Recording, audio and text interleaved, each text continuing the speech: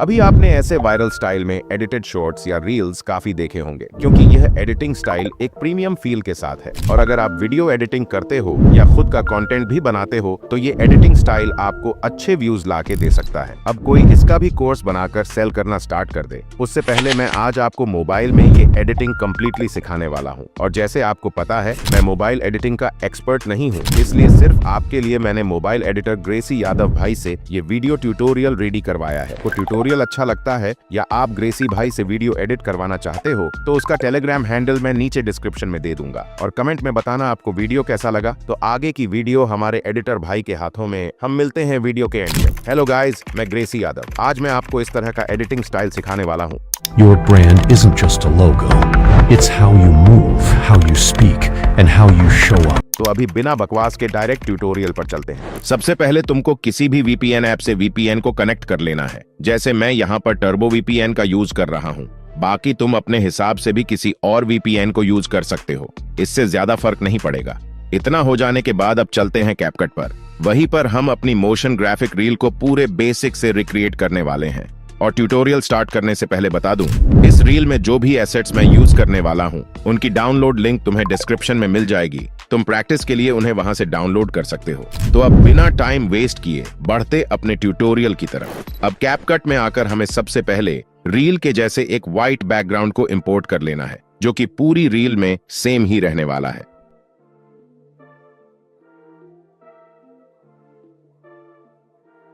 अब इसके बाद हम जो भी इमेज ऐड करने वाले हैं वो सब ओवरले में ही रहेंगी। अब हमें ओवरले पर क्लिक करके एक ग्रिड बैकग्राउंड को यहां पर ऐड कर लेना है, जो तुम्हें एसेट्स की फाइल में से मिल जाएगा।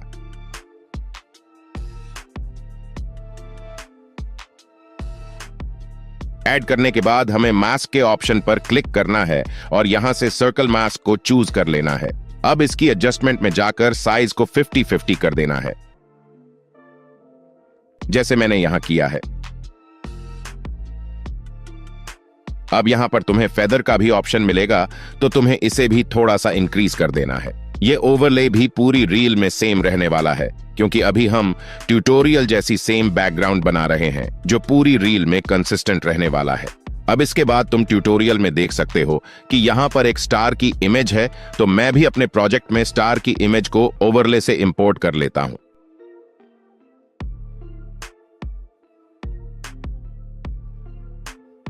अब तुम देख सकते हो इसका बैकग्राउंड रिमूव नहीं है, तो मैं सिंपली बैकग्राउंड रिमूव वाले ऑप्शन पर क्लिक करके बैकग्राउंड रिमूव कर देता हूं। अब कैपकट थोड़ा सा टाइम लेगा और हमें स्टार का बैकग्राउंड रिमूव करके दे देगा, जिसे अब हम बिना किसी दिक्कत के प्रोजेक्ट में यूज कर सकते हैं। अब हम अपनी रील को और डायनामिक बनाने के लिए सबसे पहले ऑडियो सेलेक्ट कर लेंगे और जहां जहां हमारा सीन चेंज हो रहा है वहां बीट्स ऐड कर देंगे। यही बीट्स हमारी एडिटिंग की टाइमिंग सेट करेंगी।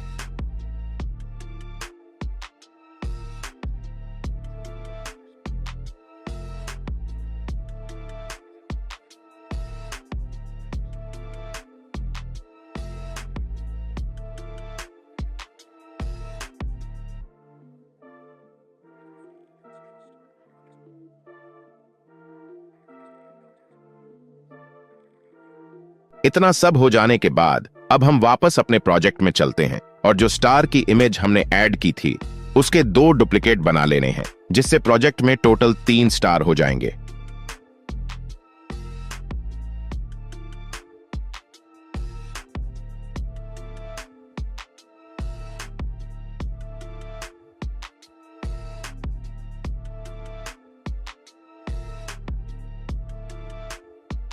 अब इनको तुम स्क्रीन पर दिख रहे तरीके से एडजस्ट कर लेना है।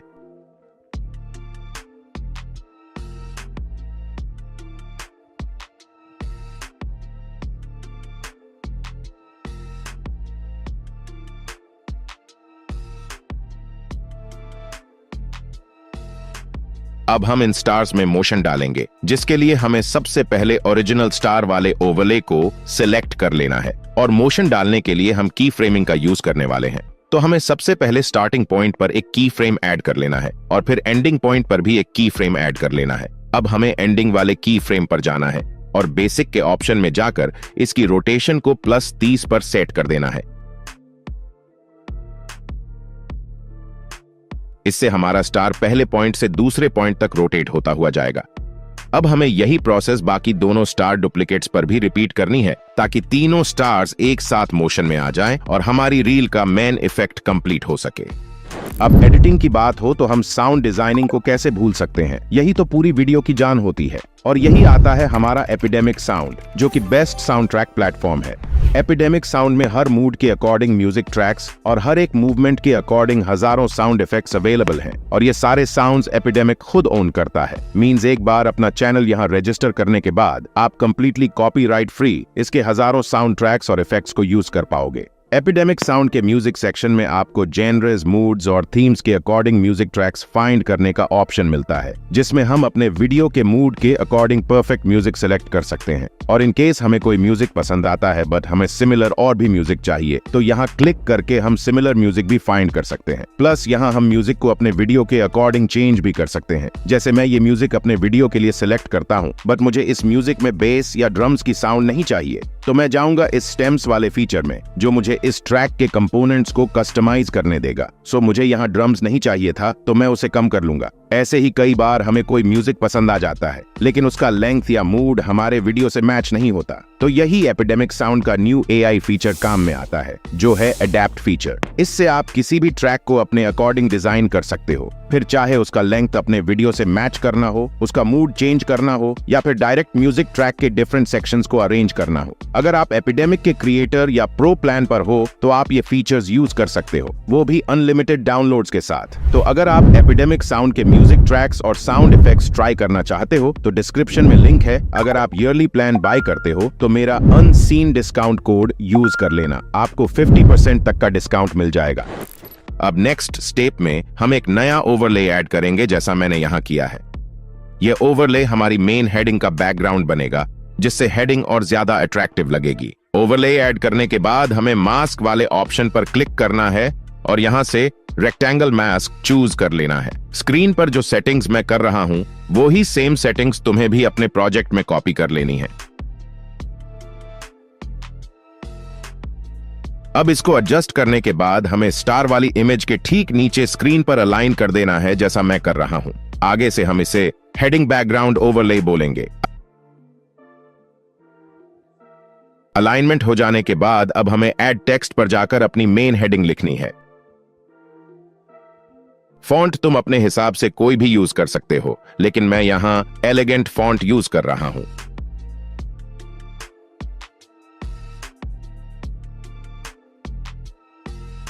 टेक्स्ट लिखने के बाद हमें इसे हेडिंग बैकग्राउंड ओवरले के ऊपर परफेक्टली अलाइन कर देना है और इसका कलर व्हाइट रखना है ताकि ये रील में अच्छे से विजिबल हो। अब इसको और प्रोफेशनल बनाने के लिए हम एक छोटा सा डिस्क्रिप्टिव टेक्स्ट ऐड करेंगे। इसके लिए मैं बार्लो फॉन्ट यूज कर रहा हूं, तुम्हारा जो मन करे वो यूज कर सकते हो। अब मैं गूगल से अपनी हेडिंग के अकॉर्डिंग 2 से 3 लाइंस कॉपी करके यहां पेस्ट कर लेता हूं।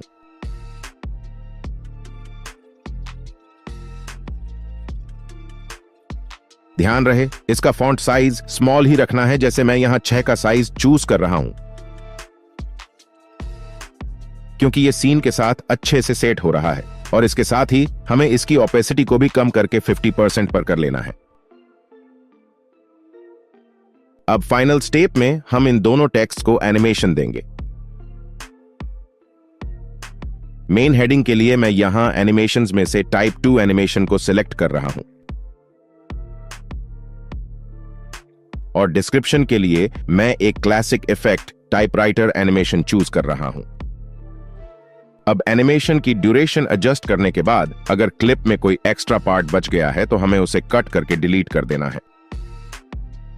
और बस अब हमारा पहला मोशन ग्राफिक सीन कंप्लीट हो चुका है, जो कि प्ले करने पर काफी सही बना है। अब हम अपने सेकंड सीन की प्रिपरेशन को शुरू करते हैं। इसके लिए हमें कुछ इस टाइप की इमेजेस या एसेट क्रिएट करनी होंगी और उसके लिए हम पिक्सेलैब ऐप का यूज करने वाले हैं। और अगर तुम्हारे पास पिक्सेलैब नहीं है तो तुम मेरे टेलीग्राम में से डाउनलोड कर सकते हो। अब हमें पिक्सेलैब ओपन करना है और यहां से बैकग्राउंड के कलर को चेंज करना है। उसके लिए 4th ऑप्शन पर क्लिक करके बैकग्राउंड कलर को ग्रीन सेलेक्ट कर लेना है। हम ग्रीन इसलिए यूज कर रहे हैं ताकि इसका बैकग्राउंड कैप कट में इजीली रिमूव हो सके। अब इसमें टेक्स्ट ऐड करने के लिए 2nd ऑप्शन पर क्लिक करके ऐड टेक्स्ट को चूज कर लेना है।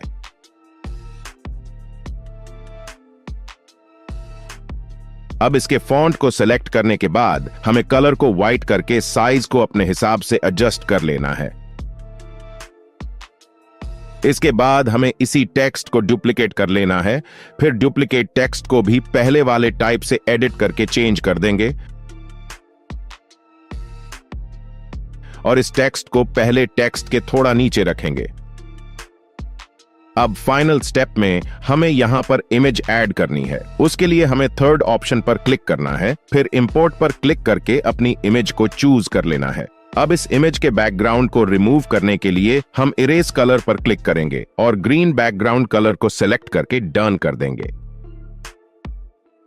अब बस हमें इस फाइनल इमेज को सेंटर में अलाइन करना है और एक्सपोर्ट कर लेना है।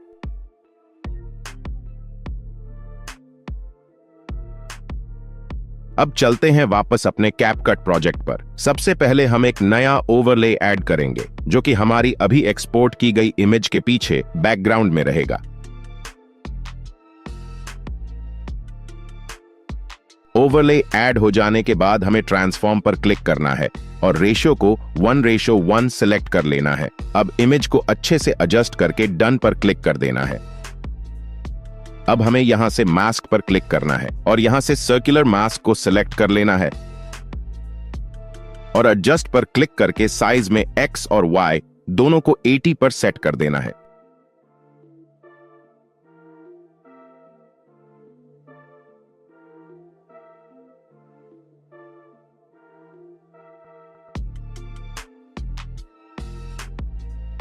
इसके बाद जो इमेज हमने पिक्सेल लैब से एक्सपोर्ट की थी उसे ओवरले से इंपोर्ट कर लेंगे।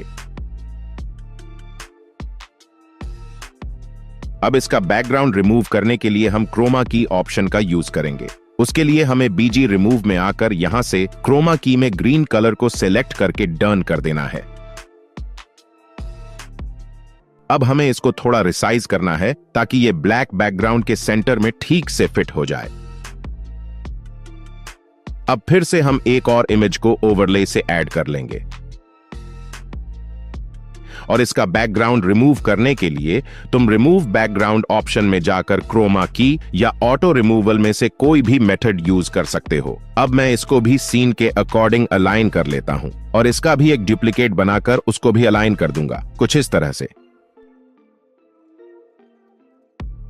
लेकिन अभी भी ये सीन थोड़ा अजीब सा लग रहा है, तो उसे ठीक करने के लिए हम इसमें थोड़ा सा कलर एडजस्टमेंट करेंगे, जिसके लिए हमें इमेज को सिलेक्ट करके एडजस्ट पर क्लिक करना है और सैचुरेशन को 0 करके ब्राइटनेस को थोड़ा कम कर देना है। इससे हमें इमेज में थोड़ा डार्क और प्रोफेशनल लुक मिलेगा। अब यही सेम प्रोसेस हम बाकी की 2 इमेजेस के साथ भी रिपीट कर लेंगे। तो इतना हो जाने के बाद अब मेन काम आता है एनिमेशन देने का। एनिमेशन देने के लिए सबसे पहले हमें ब्लैक बैकग्राउंड को सिलेक्ट करना है, फिर टाइमलाइन में एक की फ्रेम स्टार्टिंग में और एक की फ्रेम को बीच में ऐड कर लेना है।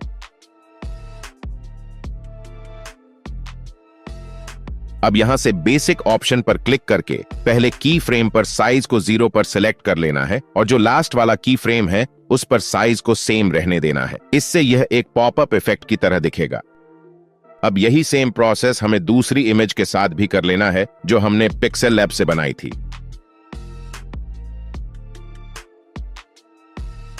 इतना हो जाने के बाद हम इस सीन के हिसाब से भी एक डिस्क्रिप्शन वाला टेक्स्ट ऐड करेंगे। इसके लिए हम सिंपल सीन 1 में से टेक्स्ट को डुप्लीकेट कर लेंगे, जिससे बार बार मेहनत न करनी पड़े। अब इस टेक्स्ट को चेंज करके सीन 2 की टाइमलाइन पर एडजस्ट कर देंगे, बिल्कुल वैसे ही जैसा मैं कर रहा हूं।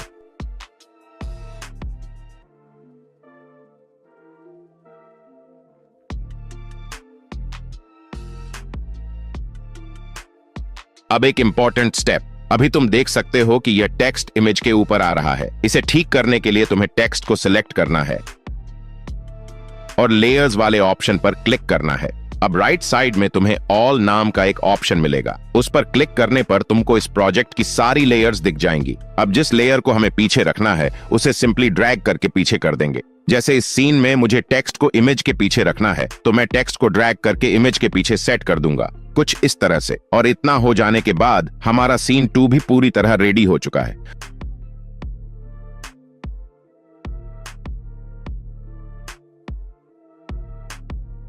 अब इसी तरह हम अपना सीन 3 रिक्रिएट कर लेते हैं। इसमें भी हमें वही ब्लैक बैकग्राउंड इंपोर्ट कर लेना है। फिर ट्रांसफॉर्म पर क्लिक करके इसे 1:1 के साइज में क्रॉप कर लेना है, बिल्कुल पहले वाले सीन की तरह। इसके बाद हमें मास्क पर क्लिक करना है और रेक्टेंगुलर मास्क चुन लेना है। अब इसके साइज को एडजस्ट करके राउंड कॉर्नर की वैल्यू को थोड़ा बढ़ा देना है, जिससे कॉर्नर स्मूथ दिखें। अब इस सीन के हिसाब से हमें एक मेन इमेज चाहिए होगी, जिसे हम सिंपली गैलरी से इंपोर्ट कर लेंगे और रिमूव बैकग्राउंड ऑप्शन से इसका बैकग्राउंड भी हटा देंगे, बिल्कुल पहले की तरह। बैकग्राउंड हटाने के बाद हमें ट्रांसफॉर्म प्रॉपर्टी में जाकर इस इमेज को मिरर कर देना है। फिर एडजस्ट में जाकर इसे ब्लैक एंड व्हाइट कर देंगे, जैसा हमने पहले वाली इमेजेस में किया था।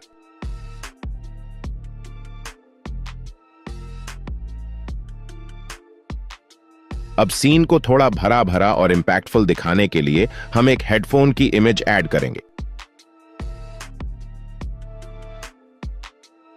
इसका भी बैकग्राउंड रिमूव करके सीन के दोनों एंड्स पर अलाइन कर देंगे, बिल्कुल वैसे ही जैसा मैं करता जा रहा हूं।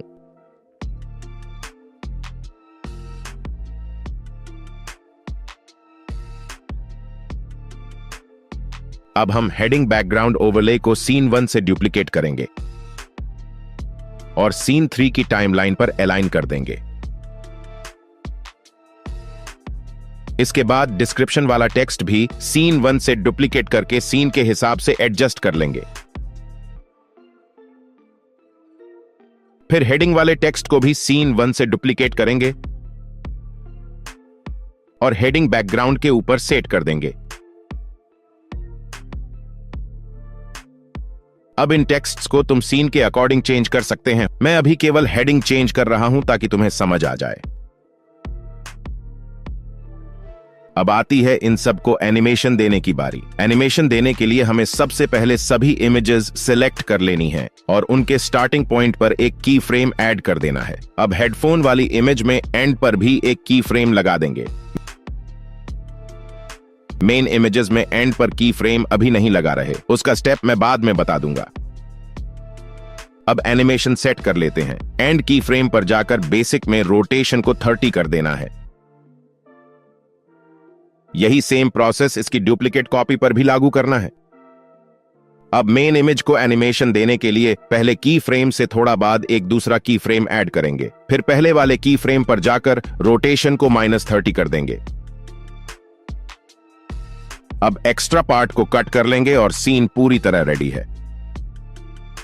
अब नेक्स्ट सीन के लिए हम फिर से वही ब्लैक बैकग्राउंड इंपोर्ट कर लेंगे। फिर ट्रांसफॉर्म में बिल्कुल सेम सेटिंग करेंगे, लेकिन इस बार मास्क में जाकर सर्कुलर मास्क सेलेक्ट करेंगे और एडजस्ट में साइज में X को 80 और Y को भी 80 कर देंगे। अब एक मेन इमेज को इंपोर्ट करके उसका बैकग्राउंड भी रिमूव कर देंगे। इस सीन के लिए हमें हेडिंग बैकग्राउंड भी चाहिए, तो उसे भी हम पिछली सीन से डुप्लीकेट कर लेंगे और टाइमलाइन में सेट कर देंगे। अब हेडिंग टेक्स्ट और डिस्क्रिप्शन टेक्स्ट को भी डुप्लीकेट करके यहां सेट कर देंगे, जैसे मैं कर रहा हूं। अब मैंने अपने सारे टेक्स्ट को अलाइन कर लिया है, लेकिन अभी भी सीन थोड़ा खाली खाली लग रहा है। उसके लिए मैं एक और इमेज को ऐड कर लूंगा। इमेज को ऐड करने के बाद उसका भी बैकग्राउंड रिमूव करेंगे और उसको सीन के दोनों एंड्स पर पुट कर देंगे।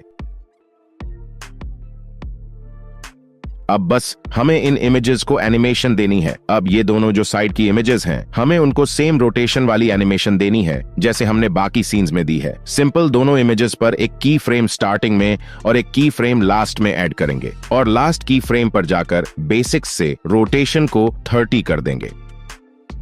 अब जो मेन इमेज की एनिमेशन है वो थोड़ी अलग है, इसलिए उसको मैं अच्छे से समझा देता हूं। मेन इमेज में एक की फ्रेम स्टार्टिंग में और एक उससे थोड़ी दूर ऐड करना है। फिर पहले की फ्रेम पर जाकर बेसिक में जाकर साइज को इंक्रीज कर देंगे, जिससे एक जूम इन इफेक्ट मिलेगा और फिर इसके बैकग्राउंड इमेज में भी एनिमेशन डालेंगे, एक की फ्रेम स्टार्टिंग में और एक उससे थोड़ी दूर। फिर पहले वाले की फ्रेम पर जाकर साइज को 0 कर देंगे।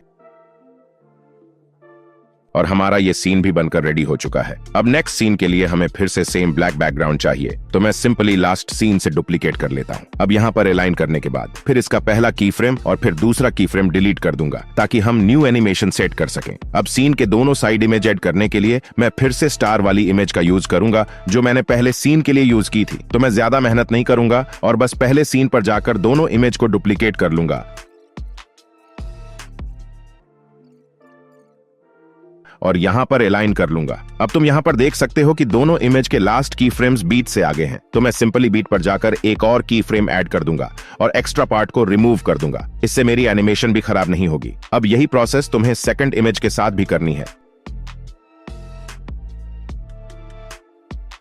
अब मैं मेन इमेज को भी ऐड कर लेता हूं और फिर मैं इसका बैकग्राउंड भी रिमूव कर दूंगा बिल्कुल ओल्ड प्रोसेस से।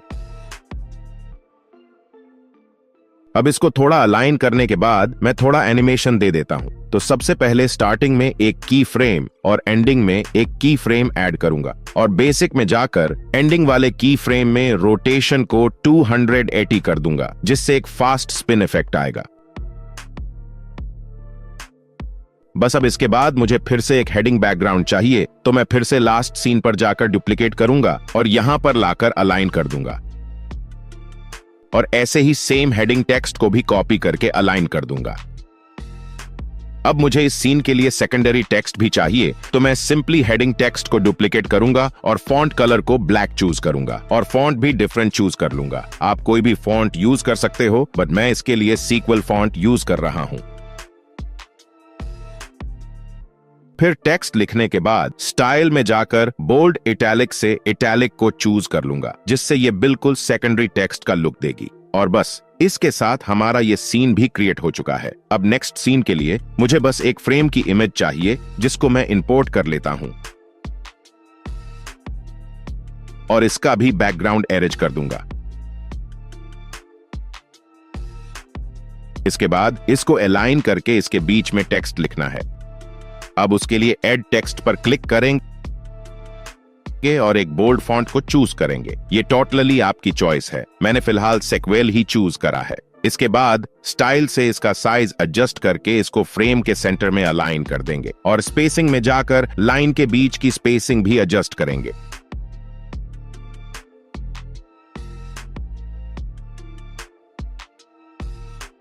और बल्ड इटैलिक में जाकर बल्ड को चूज करेंगे। अब फिर से हेडिंग के लिए हेडिंग बैकग्राउंड को लास्ट सीन से डुप्लीकेट कर लूंगा और यहां पर अलाइन करूंगा और फिर एक हेडिंग टेक्स्ट को भी सेम डुप्लीकेट करूंगा और यहां लाकर अलाइन कर दूंगा। और बस फाइनली सीन को कंप्लीट करने के लिए एक डिस्क्रिप्शन टेक्स्ट को भी डुप्लीकेट करके अलाइन कर दूंगा। और बस हमारा ये सीन भी रेडी है। नेक्स्ट 2 सीन में सेम एडिटिंग होने वाली है। हमें बस टेक्स्ट चाहिए एंडिंग सीन के लिए। तो सबसे पहले मैं एक हेडिंग को डुप्लीकेट कर लेता हूं और फॉन्ट कलर को ब्लैक करके यहां पर अलाइन कर देता हूं।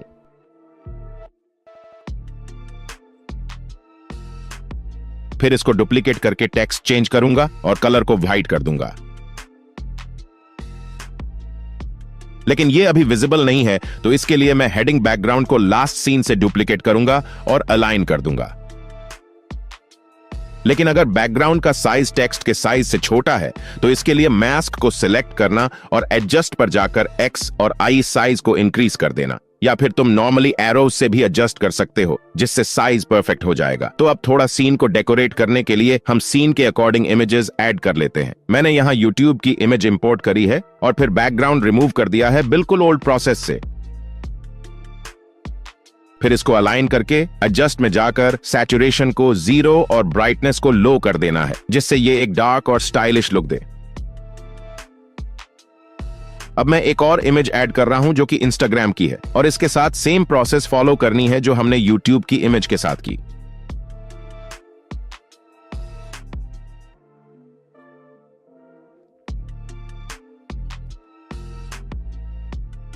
और बस हमारा ये सीन भी रेडी हो गया है। अब नेक्स्ट सीन में बस ओनली टेक्स्ट चेंज करना है, बाकी सब सेम रहेगा। तो बस इसी के साथ हमने इस रील को कैपकट के अंदर पूरा बेसिक से एडिट करा है और ये रहा final result. Your brand isn't just a logo. It's how you move, how you speak, and how you show up, even when no one is watching. Every frame builds trust. You're not just creating content, you're creating you. सो यह था complete tutorial और I hope आपको सब clear समझ आया होगा। अगर कोई डाउट हो तो नीचे कमेंट कर सकते हो। बाकी अगर मेरे मेन वीडियो का एडिटिंग ब्रेकडाउन चाहिए तो कमेंट में एडिटिंग ब्रेकडाउन लिख देना, क्योंकि मेरे एडिटर ने कहा है अगर इस वीडियो पर 500 से ज्यादा कमेंट्स आते हैं मेरे एडिटिंग ट्यूटोरियल को लेकर तो वो आपके लिए इस वीडियो का कंप्लीट ब्रेकडाउन करेगा और एडिटिंग कॉन्सेप्ट का रियल यूज दिखाएगा। सो चैनल सब्सक्राइब करना नहीं भूलना और जितना हो सके कमेंट करना। मिलते हैं नेक्स्ट वीडियो में। Thanks for watching.